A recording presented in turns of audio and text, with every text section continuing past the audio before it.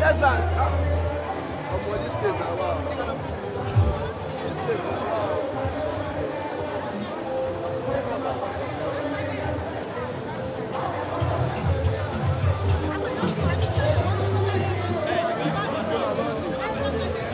Network, because of it.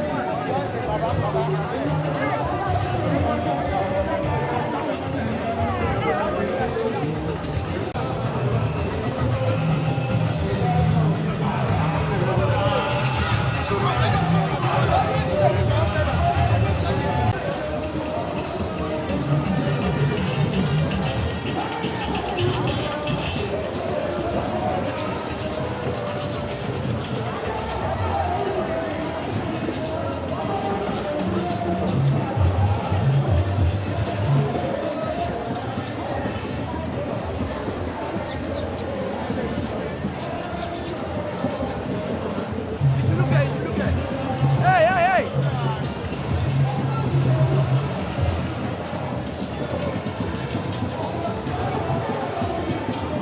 Obey! Hey!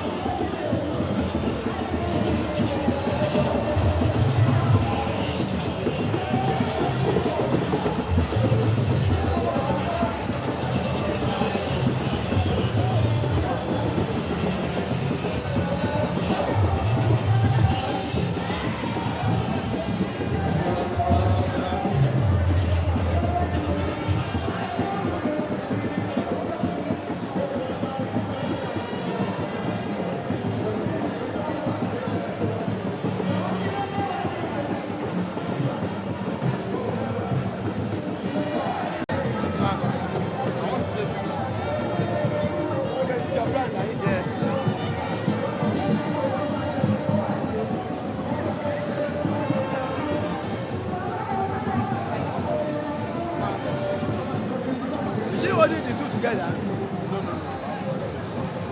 Thank you, Mom.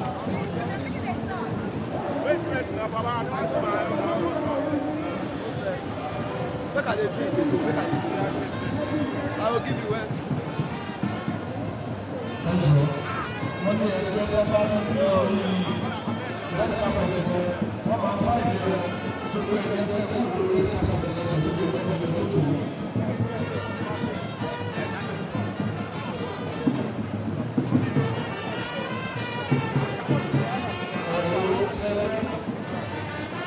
Thank you, Mom.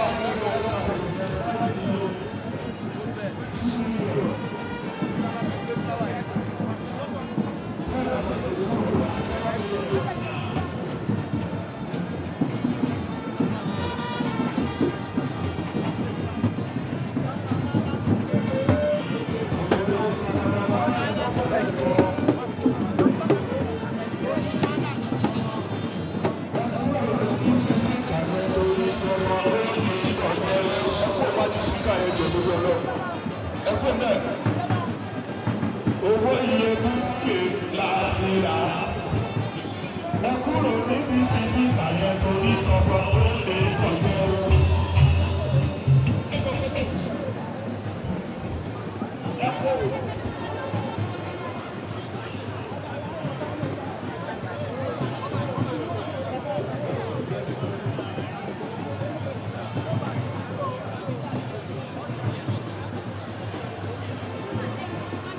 Ẹ jẹ́ gbogbo ọmọ ẹgbẹ́ pátápátá.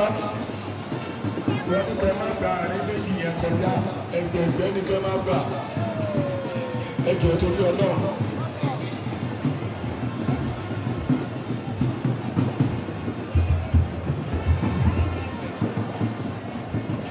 Àwọn ẹgbẹ́ ilé ìfá ìgbọ̀n. Wọ́n fá ìgbọ̀n. Bóyá ẹ̀fìn sì á bà wọ́n. Ẹ̀fìn sì á bà wọ́n.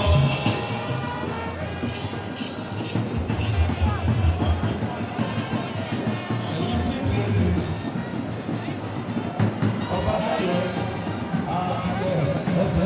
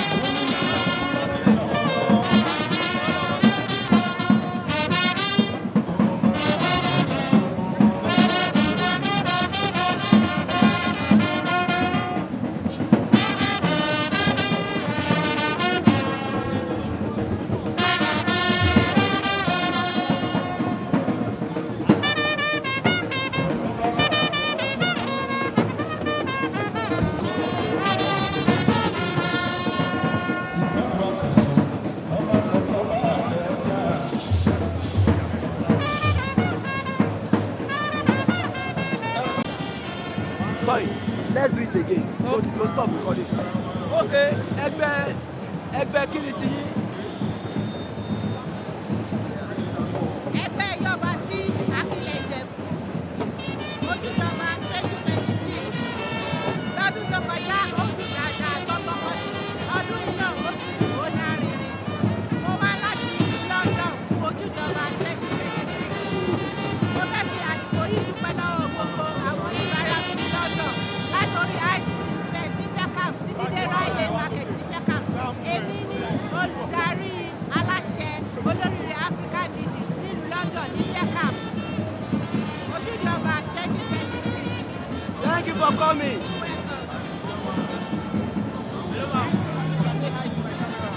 Oh, sorry.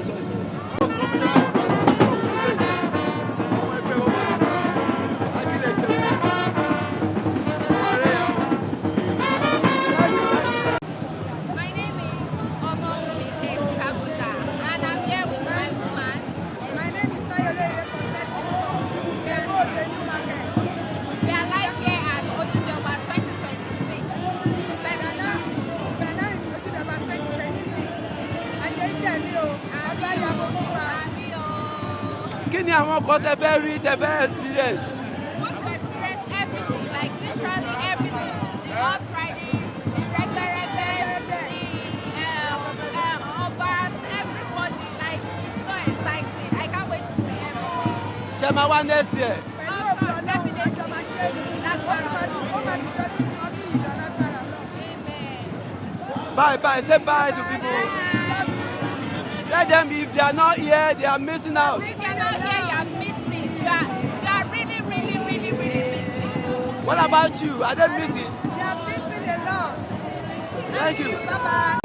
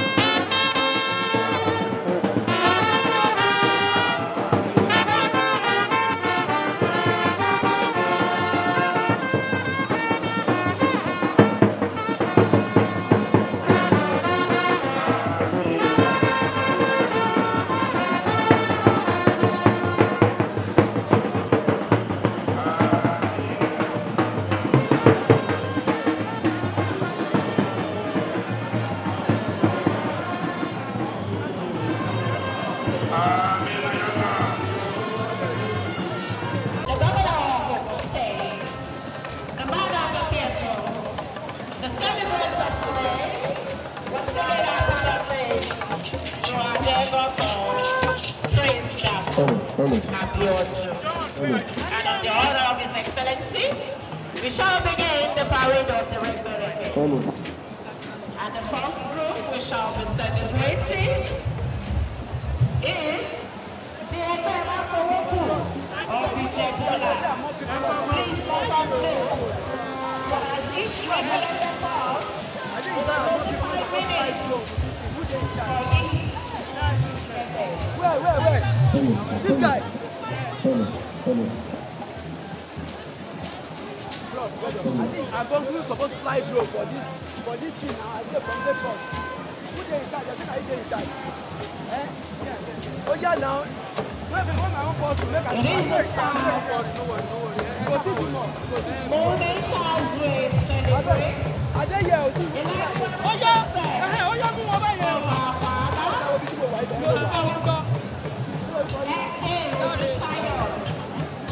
That is the first president of our regulars in Akile Ijebu.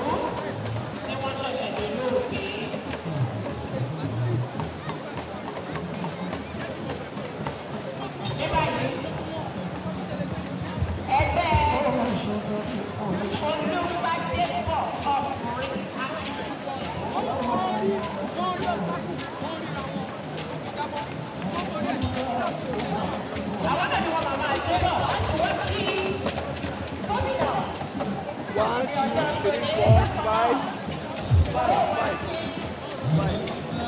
1, 2, 3, 4, 5.